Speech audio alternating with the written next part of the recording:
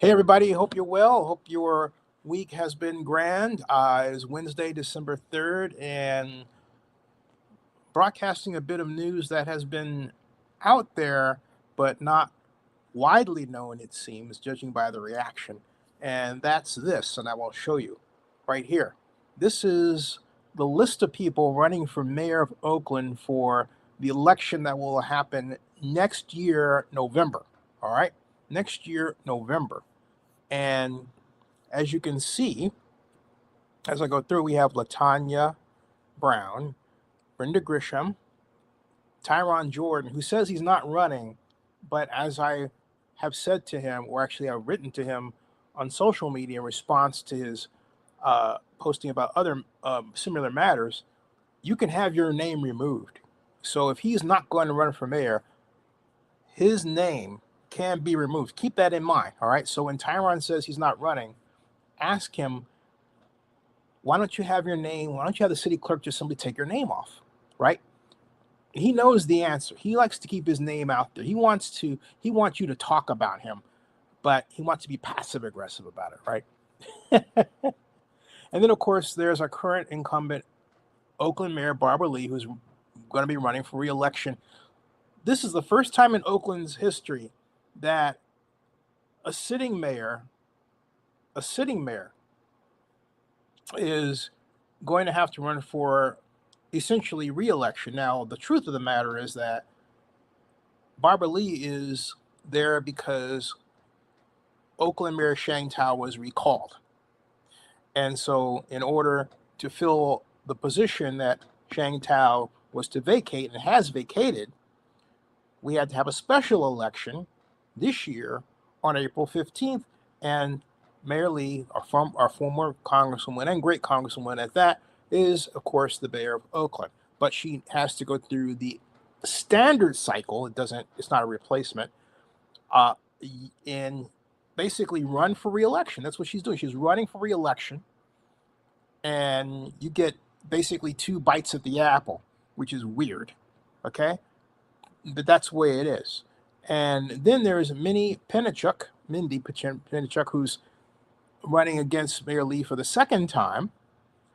And then there's surprisingly Seneca Scott, who was the person who organized the effort to get Oakland Mayor Sheng Thao removed. He succeeded. Ginned up over 40,000 votes to have that done. Now he's running for mayor. This is his second time at it, folks. And then, of course, there's Andrea Smith. But the news for right now is that Seneca Scott is running for mayor. And at first I thought, is this fake? Did somebody actually put this in there? And, well, no. All right. That didn't happen. But let me show you why I had that reaction. It has to do with the way the document was filed. All right. And of course, the city clerk's office wouldn't allow such a fraudulent filing. I don't want to put the city clerk's office in a bad light. And so if we take a look at his other filing page here, okay? Well, first of all, that's the latest filing that occurred which is October 8th, 2025, and FPPC 501 filing, all right? And he had Seneca Scott for Oakland Mayor 2022, of course, last year, updated and so on, all right? But this one is paper. It's marked paper. So if we click on the paper document and have a look at it, what we find is the paper document looks like as you see it, all right? And it looks to me like it was done in haste, and it's sloppy, and it lacks a serious tone. All right, it looks like it was written in haste, like someone just sort of sat down at the city clerk's office one day, maybe after lunch or something like that, or and filled this out and then submitted it. Because when it writes candidate intention statement, and it reads check one, intentional or amendment, and explain. That's not completed. Does that mean that this filing is technically incomplete? That's a question. All right. Does that mean that this filing is technically incomplete because it says check one? Now, we would have to go back and look at other filings to determine if they also did not check the box initial or amendment. But the bottom line is that this was time date stamped. I don't see there is a time stamp that's very faint there, filed. All right. And this is primary and nonpartisan party preference. I accept the voluntary expenditure ceiling for the election stated above, and it takes out his signature, ostensibly for fear or for reasons of fear of forgery of signature, something like that. But that's it.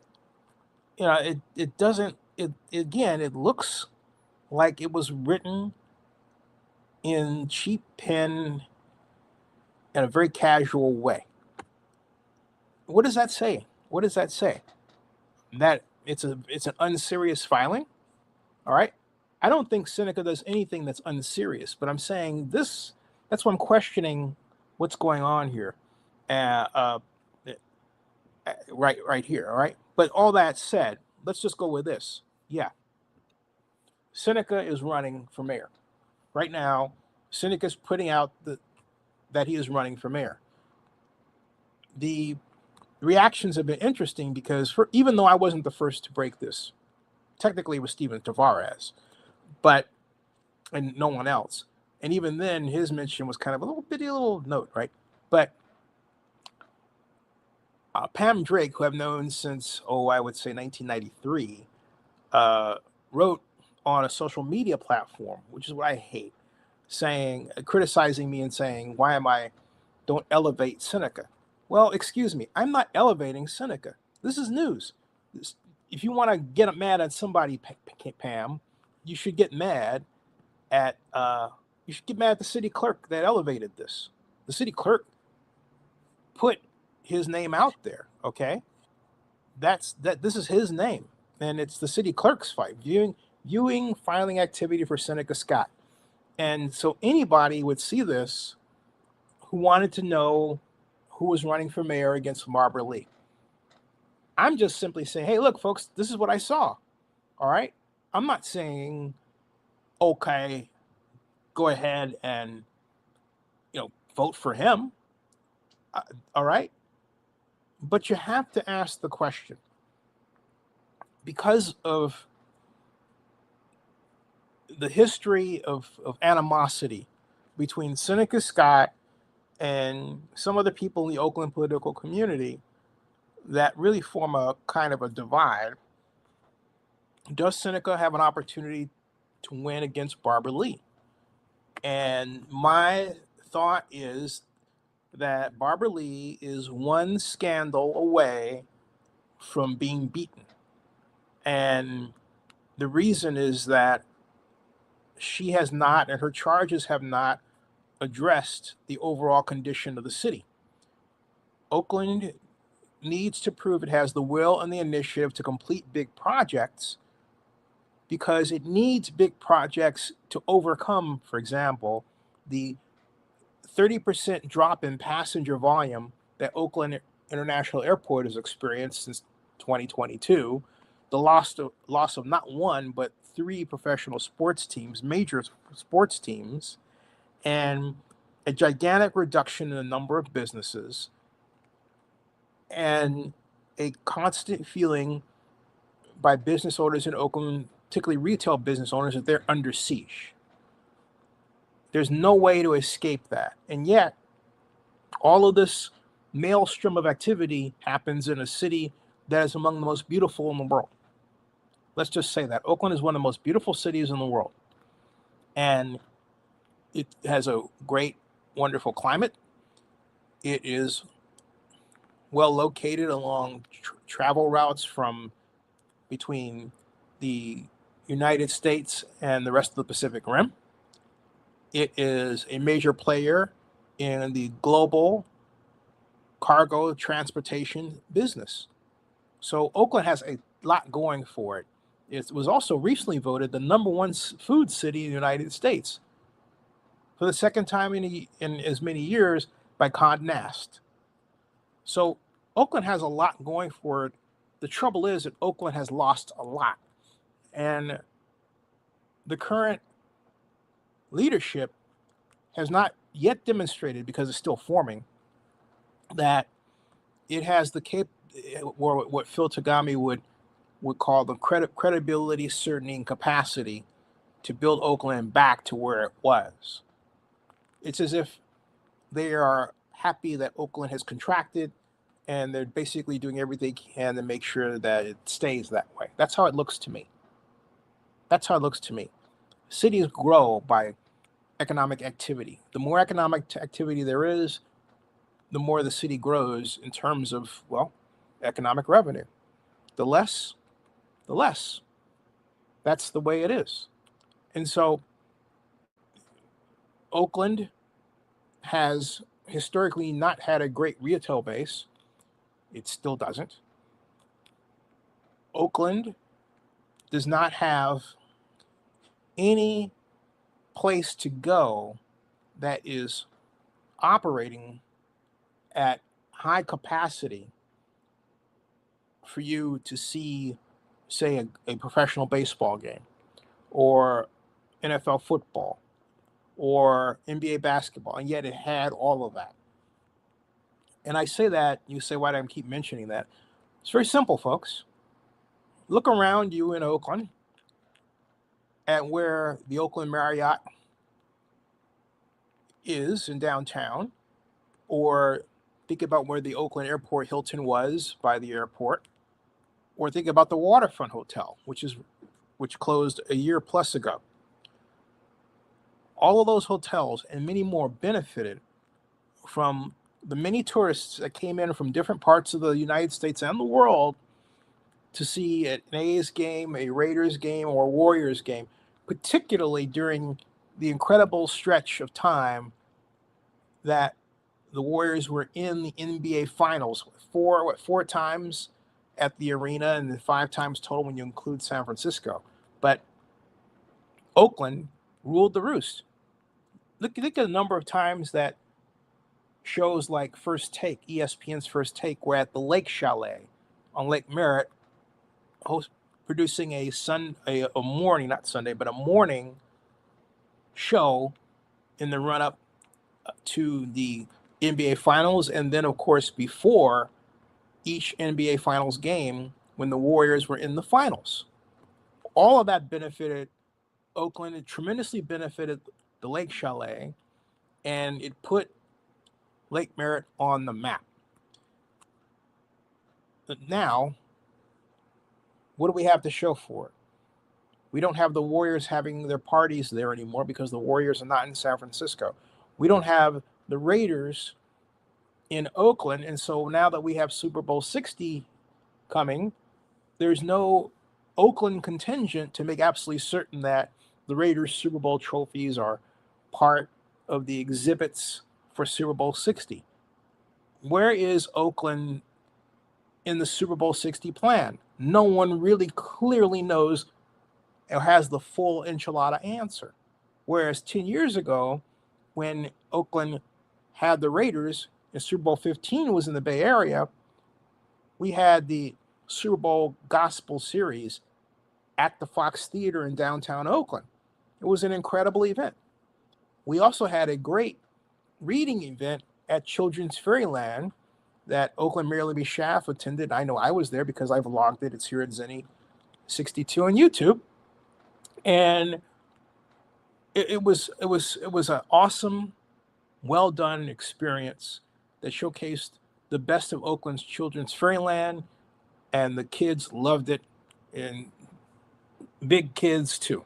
All right, outstanding. This year, do we have anything like that? If so, who knows about it? Do you know? I haven't heard it. Okay, I haven't heard it either. All right, so the mayor, Mayor Lee, is in this trough, this weakness of economic activity in Oakland that is of historic proportions, and she hasn't done anything about it, and neither has the city council. The city council's most recent idea is to reduce business taxes for businesses under certain conditions, and that's great, but it's not part of a total recovery package. It's one answer. So if you're facing high insurance costs because of crime, reduction in business taxes or some type of abatement is not going to help you. If you're facing high costs because the Alameda County Health Department came into your restaurant and said, oh, by the way, you need a new cowling for your oven, and that's going to cost you $20,000. Well, it's the City of Oakland's program to reduce your business taxes going to help you there? Nope. The point is that in the way we used to do economic development in Oakland, we used tax increment financing, and we had a redevelopment agency, which is now called the Public Financing Authority. We actually could get you a grant to offset the costs that the County of Alameda were foisting on you, or better yet, we could be a liaison between you and the county health people and get them off your back. That's called being an economic ombudsman, or or more appropriate parlance, ombudsperson. And we haven't had that in our city for, I would say, conservatively 20 years. And it's about time we brought back that position, and as well as the Oakland Economic Development Corporation, EDCO, and we had then the Oakland Business Development Corporation, and that was an organization headed up by Arnold Bello, which also provided such services. It was a nonprofit that I worked with when I was representing Oakland Mayor Elihu Harris. So our economic development infrastructure is at the lowest point it has been in its history. It's invisible, non-functioning, and largely ineffective. It has these one-off answers. For example, the current discussion around the loan to Balsi being forgiven by the city is a one-off through its housing development department and Emily Weinstein. It's not part of our standard economic development department and a matrix of different types of problems that it's facing with different answers to those problems, including this one.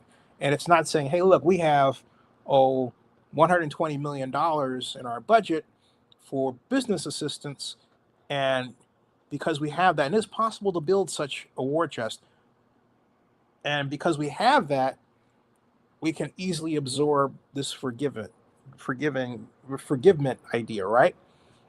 The hue and cry now is, hey, look, you all are saying that the Oakland is broke, but you're going to forgive this loan. The economic damage to not forgiving the loan is greater than the one forgiving it. But again, it begs the question, why don't we use tax increment financing? So look, I talked about a lot of this, and I haven't mentioned Seneca at all. What I'm trying to give you is a picture of the problem, and the fact that of all the candidates, he has done, like how he's done it or not, the best job of pointing out that Oakland has a problem. And he's been effective at it. After all, he did get Sheng recalled. Like it or not, that happened. Okay? And yeah, Sheng herself had a lot to do with it, but it happened. So you have to talk about Seneca's next action, given what he's done and given the place that he's carved out in Oakland's political landscape. I mean, there's just no question about that. So I'm sorry, Pam Drake. That's the way that is. I'm sorry, Lisa. That's it. Now, what can Barbara Lee do to overcome that threat? there's a bigger threat. All right, I want to bring you back to this sheet, all right, to demonstrate my point. There is a bigger threat here, all right? And excuse me, that's the wrong page. So I'm going to have to switch pages and get you the one that I want you to see. Because there is a bigger threat here for Mayor Lee. And the bigger threat is the fact that this list exists at all, and it has the number of people on it that it does. 1, 2, 3, 4, 5, 6, 7. It has 7 people now, and we're talking about December 3rd, a full year out from the election, which means that by August of next year, my predictions numbers, this could double in size, in length, okay? And if that happens, it would be because Barbara Lee had continued to not be perceived as fixing the problem or problems that plague Oakland. The one way she can cause that list to stop growing is to focus on a truly big, multivariate economic development recovery project. And I believe that should be in part with the Oakland Coliseum involved, as well as the Oakland Airport. The Oakland Airport, I've said this before and I'll say it again, needs a convention center built in to Terminal 1, a place where digital nomads can have events fly in for that event and then fly out and be at the airport all the time, contained. If they want to go to other places in Oakland, they can. But there would be, under my idea, with this complex of 400 rooms and a ballroom with 300,000 square feet, there would be no reason, as well as restaurants, and there would be no reason to not have an event in Oakland. The Port of Oakland could use the facility for maritime-oriented convention events. We've never had that kind of thing in Oakland. And in particular, aviation, I should say aviation-oriented, because it'll be at the airport, right? But the airport's never had that. And I don't know that Oakland Airport, I don't know the Port of Oakland has ever produced a convention of its own in its entire history. In fact, I can tell you, no, it has not. Okay, it has not.